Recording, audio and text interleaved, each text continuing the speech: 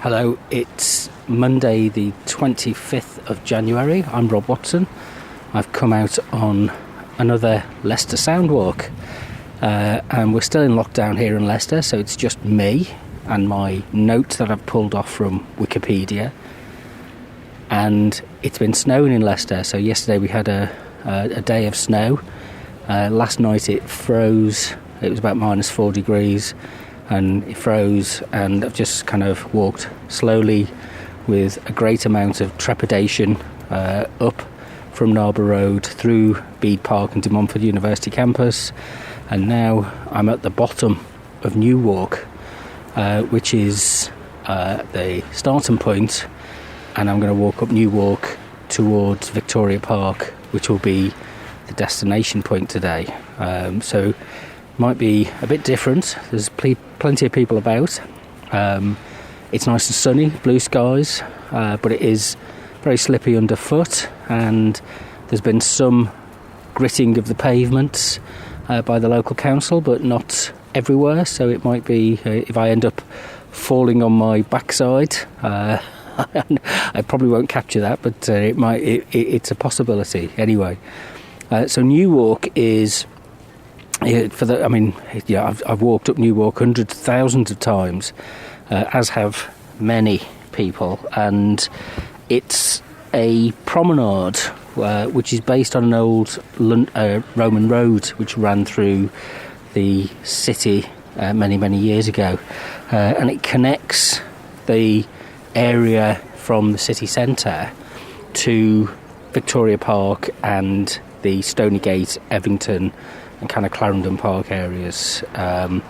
It's a rare example of a surviving Georgian promenade.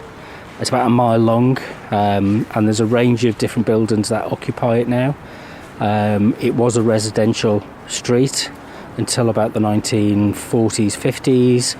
There was some bomb damage in the Second World War, and then it largely became offices and workplaces, but it's kind of getting a mixed use back again now, with a few more of the buildings being reconverted to flats and apartments and things. So Victoria Park was originally the racecourse location in Leicester, back in the 1820s, I think it was, and so the route was laid out formally in the 1820s, and one of the things is set in local bylaw is that the houses have to be no less than 10 yards away from the path.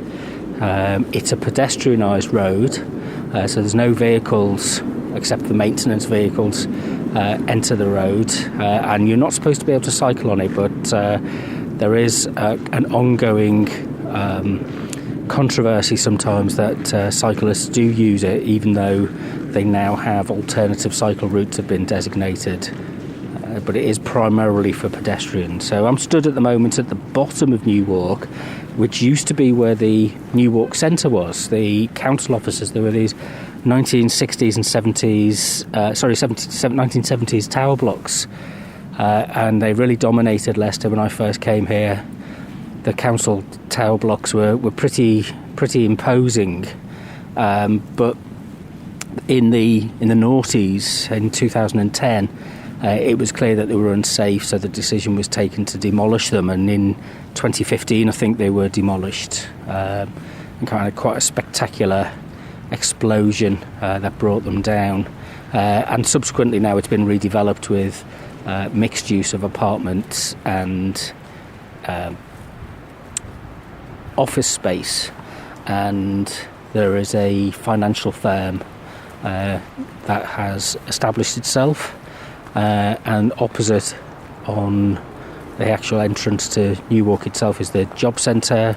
There's a couple of restaurants and bars. When I first came here, at the bottom of New Walk there used to be a bar called Van Catra, which was always very popular and busy. It was always full of on a Saturday afternoon, or when they weren't playing, it was full of like celebrities and footballers for Leicester. That was always quite memorable. There's the Barry Stevens hair salon, and then on Wellington Street, which cuts across there is, there used to be, because it's closed now, Pizza Express, and there's a number of sandwich bars. And then I noticed the other day when I walked past that there are a number of to let signs up now, as those sandwich bars don't seem to have survived the lockdown. The only one that's open now is Bread and Honey. So I'll pause there for a second, and I'll stroll up, start strolling up along New Walk, and try and listen out for anything interesting along the way.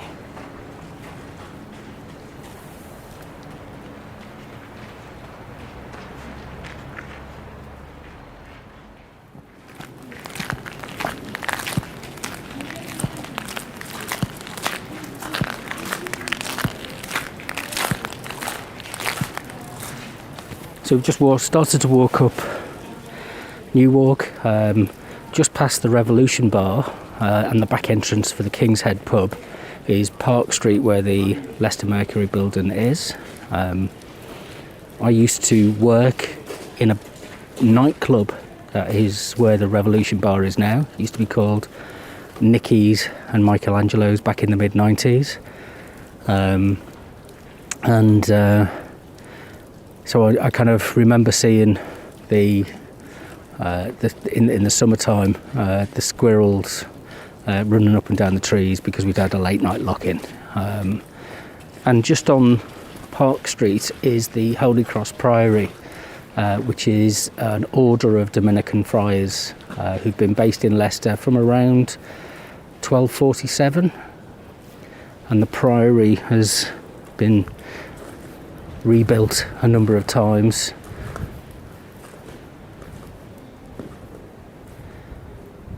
So the Dominican friars came to Leicester in about 1247, and with the support of Henry III and Simon de Montfort, who was the 6th Earl of Leicester, and the friars built a priory around where this church is, known as Blackfriars in the Ashes, because of the many ash trees in its grounds.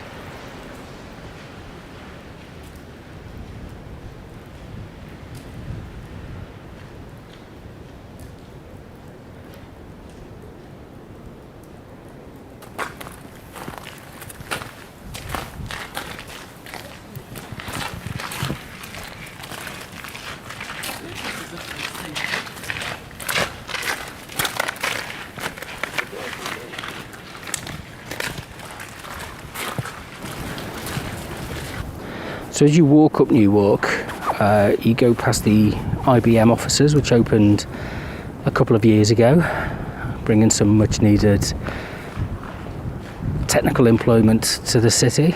And you come past what used to be a set of houses, but which are now largely offices, and you arrive at Museum Square, which at the moment the council are making improvements to and improving access and seating, but it's closed off at the moment and the snow is covering the ground, so there's no work taking place.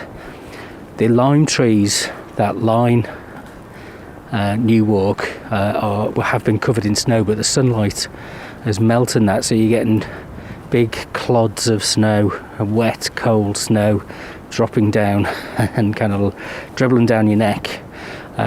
Anyway, opposite Soft Touch Art, which again is in a kind of newish building, I think 1980s building from what I can see, is the Courtview retirement home, and then the Leicester Art Gallery, which was designed in 1863 by Joseph Hanson. And the reason I know this is because there is a information board outside, and it tells you, this dotted around the city, and it tells you a bit about where public buildings and areas are and how they've changed.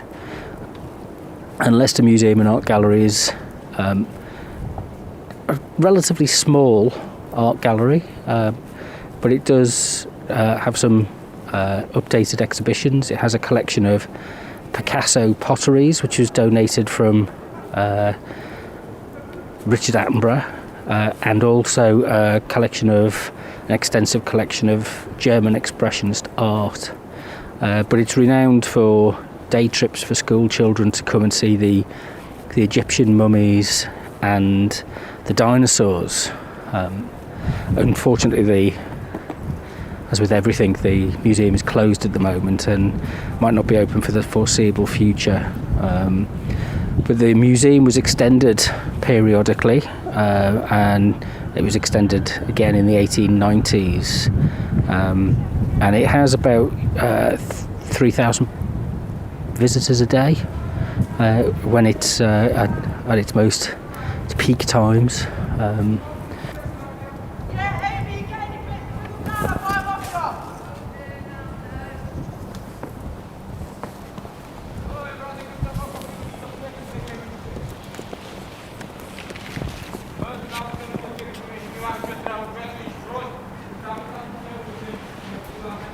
So the museum opened in 1849 and was one of the first public museums in the country.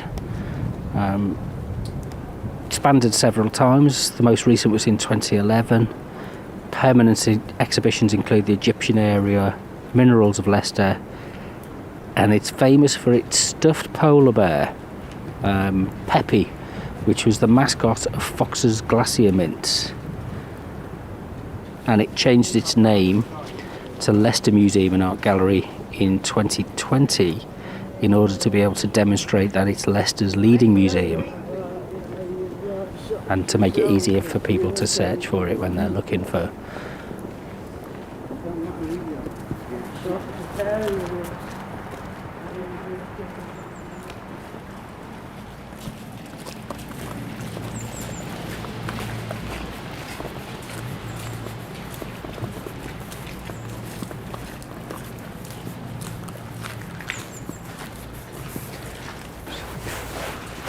From Newark, it's possible to get to the railway station. I'm standing over the bridge at Waterloo Way, which was a bypass that was opened in the 1970s, which connects kind of internally around the city, but it means that they had to build a bridge over Newark, which goes also over the Midland Main Line. And Leicester railway station is the main line for trains to London from the East Midlands. In the 1940s and 50s, the Newark fell into a bit of disrepair, and a lot of the people who lived in the houses alongside the road moved out. They moved to the wealthier areas of Stonygate, and it just became a red light area for the city.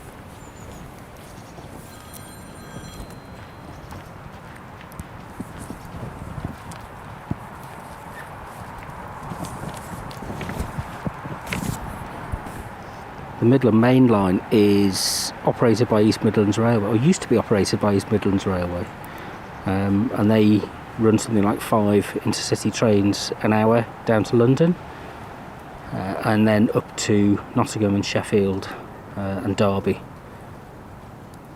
When the Great Central Main Line closed in 1966, the Midland Main Line became the only direct line rail link between London and the East Midlands. And annoyingly, in 1966, the link between Buxton and Matlock was also closed, which means that it's very difficult to get across up to Manchester from Leicester. You kind of have to go across and then up again. So travelling north, unless you're going to Leeds.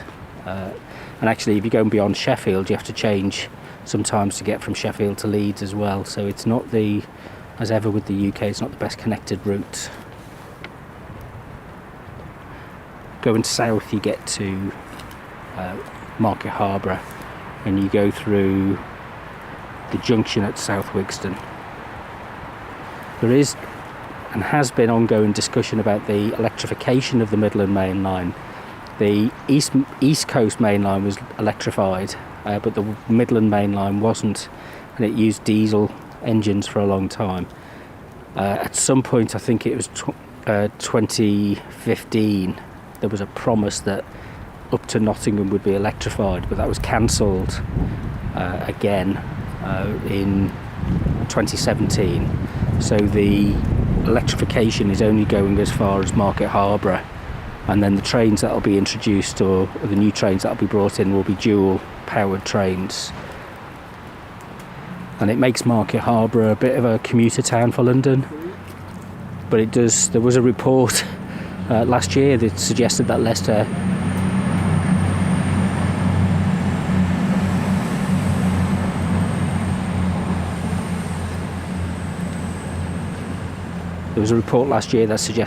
is one of the least well-connected cities in the country in terms of the total number of trains and the direct accessibility to other cities. And if you ever travel on the cross-country route across to Birmingham, you'll know how slow and tortuous that journey can be when it's not really more than 50 miles away.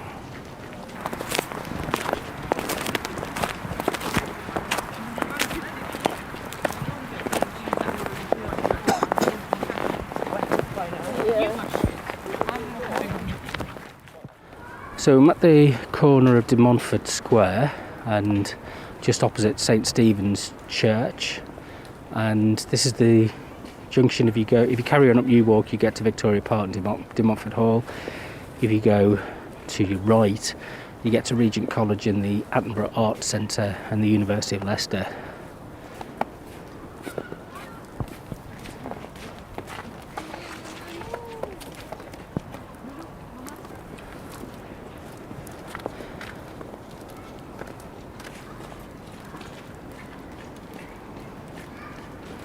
New Walk contains two green spaces, the De Montfort Square and the Oval, which we'll pass in a minute. And in De Montfort Square there's a statue of Robert Hall, who was a 19th century Baptist minister, and he was a great public speaker who campaigned for better conditions for local hosiery workers.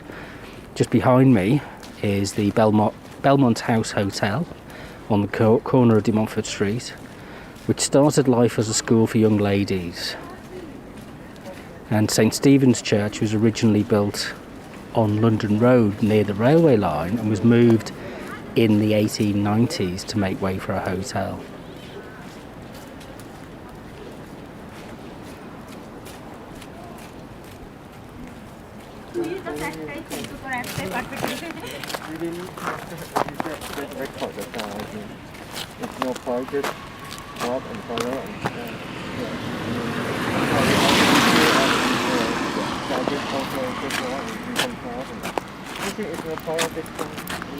So now I'm standing at the Oval, which is midway along the top half of New Walk, lined on one side by Georgian terraces, which used to be houses and homes, but which now are largely office spaces.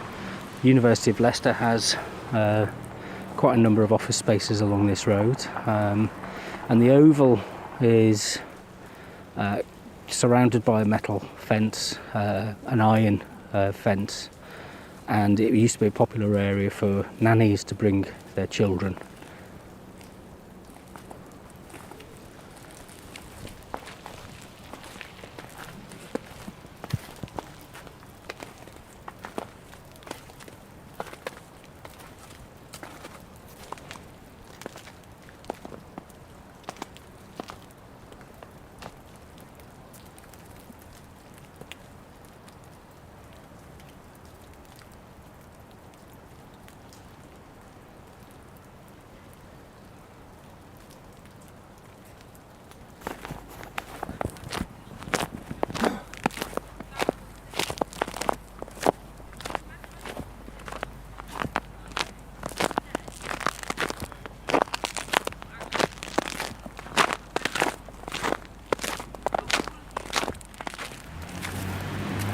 So I'm up at the top end of Newark now, and just at the entrance to Victoria Park. I'll come another day and we'll have a walk and explore around Victoria Park at some point when the weather's a little bit calmer. Well, it's quite calm today, but when it's not quite so slippery. Victoria Park is in the southeast of the city, just out of the city centre and close to University of Leicester, and a couple of minutes walk away from the railway station. And it was historically part of the South Fields of Leicester, and it was used between 1806 and 1883 as the racecourse, but that was moved towards Oadby in 1882 when the park was opened as a park. And there used to be a Victorian grandstand that stood in the park until the mid 20th century, and it was used as a pavilion. It was actually damaged by in a bombing raid in the Second World War, and then was subsequently demolished. Leicester Foss Football Club, later Leicester City Football Club, played there on a number of occasions between 1884 and 1890. And there are two main memorials in the park. The Arch of Remembrance, which is dedicated to those who fell during the First World War. And at the front is a memorial gate, which is a Grade 1 listed entranceway into the park. And they were opened in the 1930s. Newark then joins up with London Road.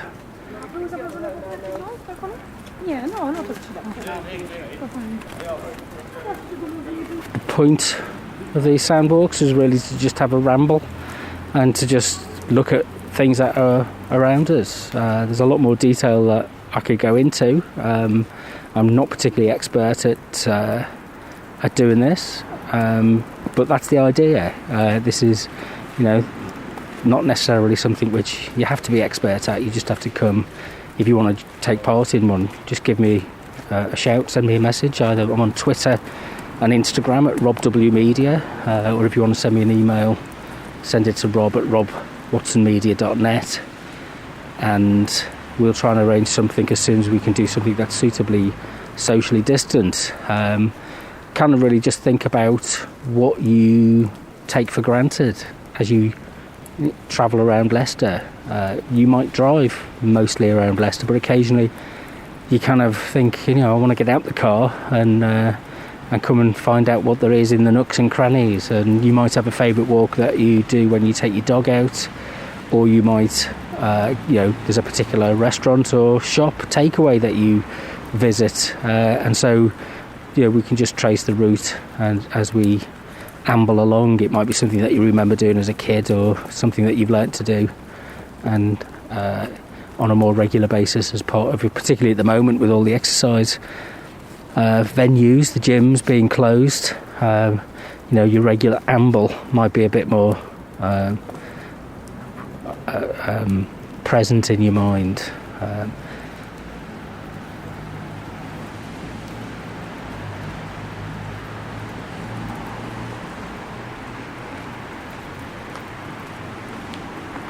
So keep listening out for what's around, and keep thinking of ways that we can describe and talk about what's in front of us, but we don't often notice, or we don't often see.